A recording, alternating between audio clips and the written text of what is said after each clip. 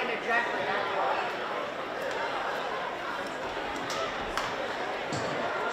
afternoon, everyone. How's it going? Yeah, exciting stuff going on. We're going to start out right away by getting into it, announcing the 2020-2021 state entrant girls basketball team. First, we're going to start with the managers. So, managers, we have Olivia T. Schaefer.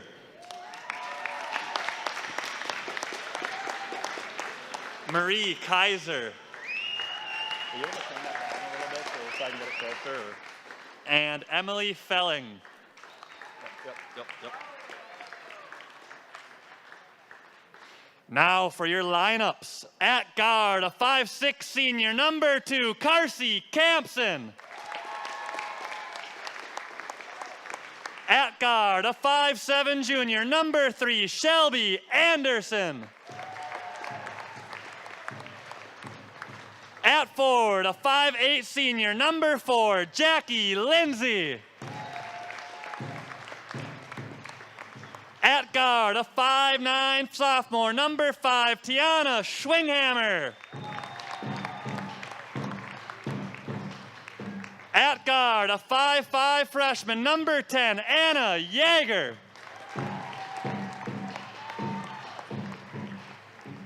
At forward, a 5'7" freshman, number 11, Brooklyn Fisher.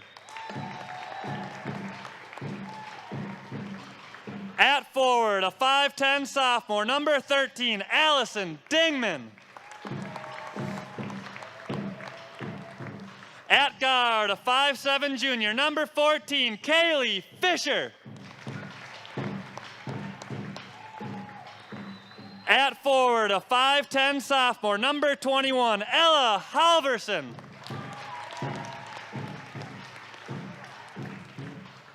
At forward, a 5'7" senior, number 22, Liz French. At guard, a 5'10" sophomore, number 23, Abby Berge. At guard, a 5'3" senior, number 24, Josie Knutson. At guard, a 5'6" sophomore, number 25, Harley Raring. At forward, a 5'10" senior, number 34, Josie Goodall. At forward, a 6' senior, number 42, Alyssa Knight. And at forward, a 5'8" senior, number 44, Carissa Jones. Assistant coaches for your Jaguars are Austin Rambo, Brittany Borgerding, and Paul Lindsay. And your BBE girls basketball head coach, Christina Anderson. Let's give it up for your Class A Section 5 girls basketball champions.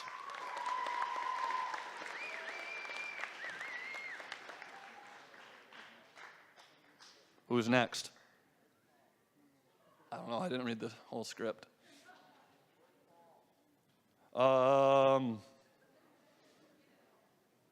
Next is Mr. Mueller going to talk.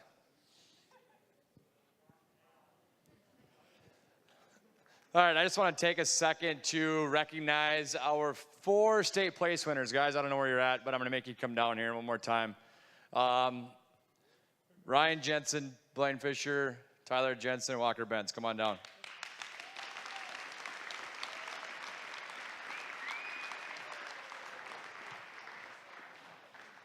Just one more shout out to these guys. I'm sure many of you followed last weekend. We greatly appreciate that.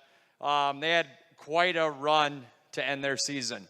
When this whole COVID thing started, if you would have told us that we'd have 4 state place winners and 3 of these kids would be in the state finals, I would have taken that with a heartbeat without even thinking about it. So congrats, Ryan Jensen, just a freshman, knocked off a junior first round in double overtime. And then in the semifinals, beat the #1 ranked kid in the state, who was a senior, ranked 30, or with a record of 36-1, I believe, just as a freshman to make the state finals. Ended up falling a little bit short, but big things coming for Ryan. So congrats to Ryan.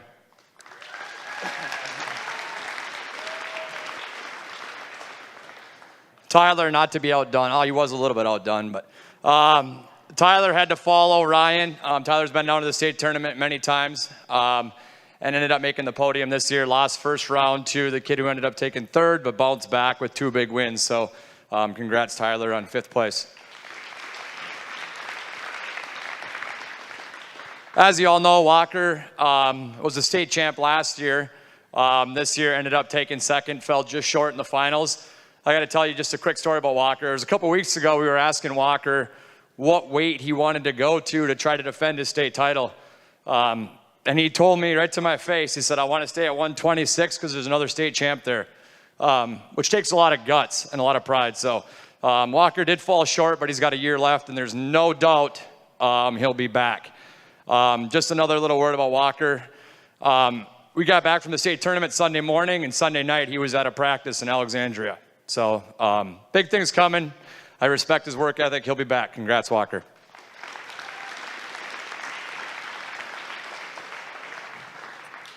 And Blaine, our most recent state champion. Blaine had a heck of a run this year. The kid he ended up wrestling the finals, I believe, finished the season 40-2. And both of that kid's losses came to Blaine, which is kind of cool. So congrats, Blaine. You guys are good. Good luck, ladies. I know I said this a couple weeks ago, too. We punched our ticket, fell short. Break that trend for us, okay? We're hoping to be back in the future. Go take care of business tonight, one at a time. Never satisfied.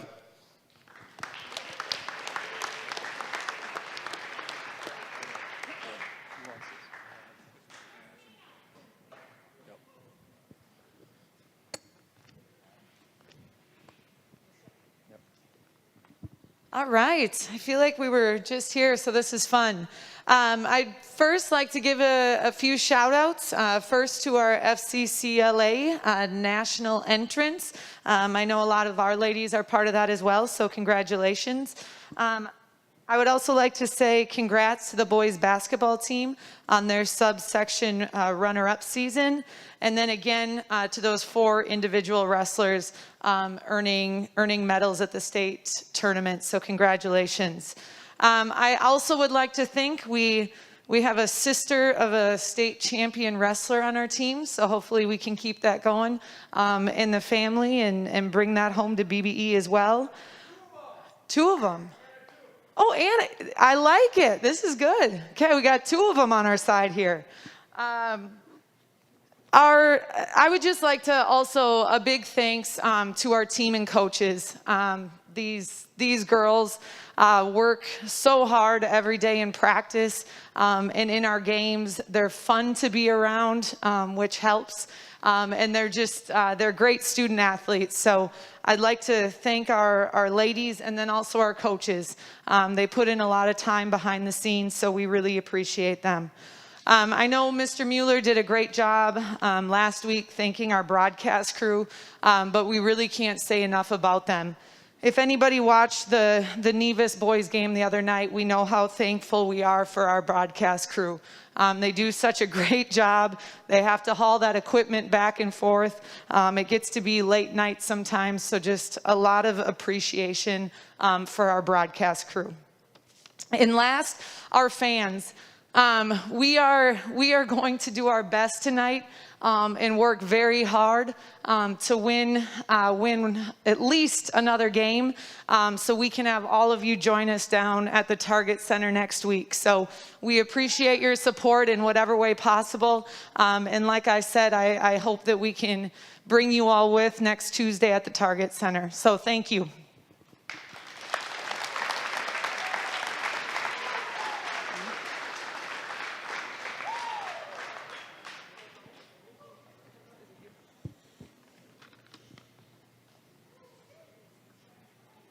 All right.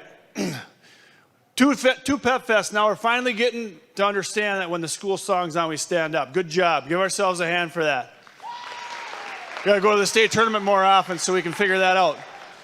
Okay, so I thought a lot about what I was going to talk to you guys about in reference to the girls, and before I get there, we have some coaches that we need to also recognize.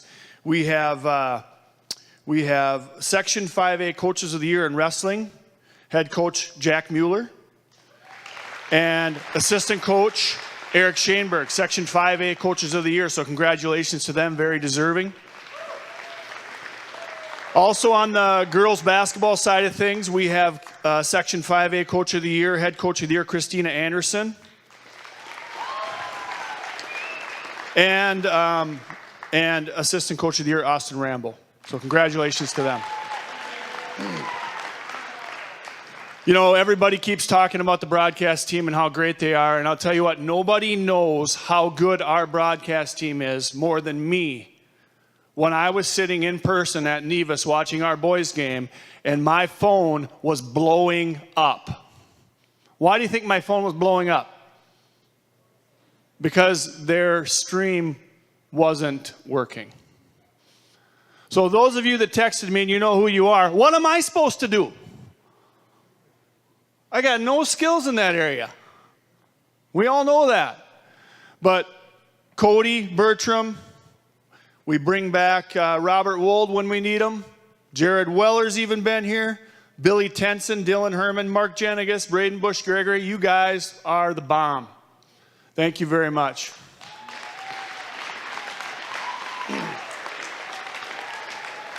Okay, so I was thinking about the keys to the game. Obviously, these are my keys to the game. All right? So we're going to start with Knight. Knight, you are a key to the game. You're like the mean babysitter. Yeah, let's go outside and play basketball. And you keep throwing it up against the backboard and getting it over top of them, throwing it up, getting it over top of them. That's what you do to other teams. Coaches are screaming, it's a foul, it's a foul. No, it's not. She's going right over top of them. Just a monster on the offensive boards. We get Knight going early, that's a key. Okay? And if she doesn't get going early, our second key is Bergie. Bergie finishes like no one I've seen. I'm on the sideline saying, no, yes. Because there's no way she's ever going to get that shot in the basket. And she gets it in there. Key number 2. She's long on D, except for when she's got 2 fouls. Then we have our third key to the game. That's Josie Knutson. Josie came into that game against Pine River in the first half, and I'll tell you what, if it wasn't for her, that halftime score could have been a lot different. She plays lockdown defense, hits threes when we need her to, just does whatever we want her to do. Then we get to our fourth key, and that's Jones. Jones gives us a physical presence. Jones doesn't back down to anyone. And when Jones gets mad, she goes after people, and sometimes that's okay. We like that once in a while. She's that physical presence. She picks us up when maybe Knight's in foul trouble or something like that. That's our fourth key. Our fifth key is Jackie. Jackie's a great rebounder. Always rebounding. Help defense, I think she's one of the few people that understands what help defense means. Backside help, slide over, rotate. A lot of you don't understand that. That's Jackie. Number 6 is Carsey. Carsey plays tough D, all-around player. We never got a chance to announce it, but Carsey was the CMC Player of the Year for volleyball this year. I don't think she ever even got announced. So congratulations to her for that.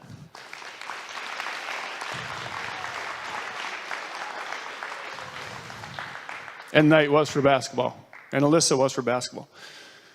But Carsey, I think, a great all-around player. And I don't know how long it takes for people to realize that you're left-handed. But you got that baseline runner, and no one defends it. You can see. I think you even got a set that you call for. She gets it on the left wing. Around the baseline, little 8-foot jumper every time. Love it. Then we got Liz. Liz is our 7th key. She plays within herself. She understands and accepts her role. She's able to play multiple positions, and she's able to defend multiple positions. Very important part of this team. Very important key. Our 8th key is Harley. Harley brings toughness to the team. This girl's on the floor more than she's on her feet.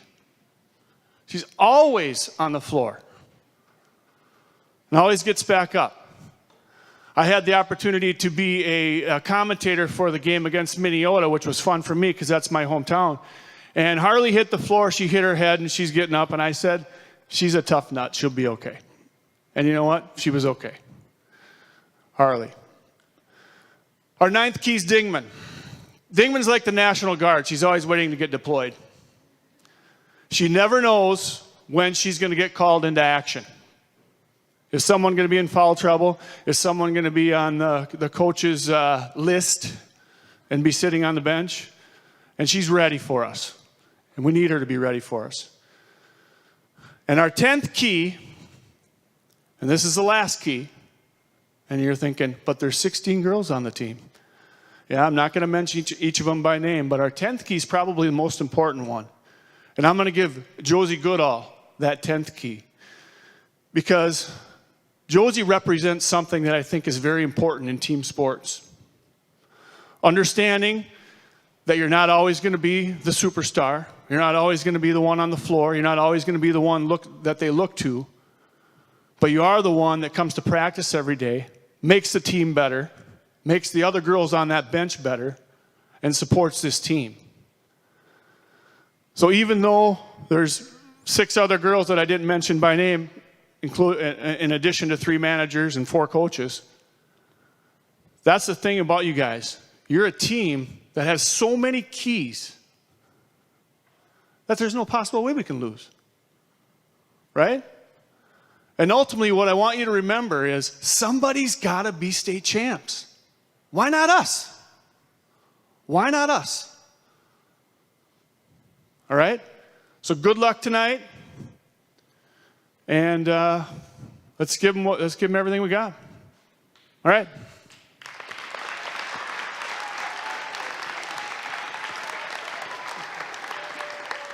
Did Jack and Eric, didn't they get state coach of the year too?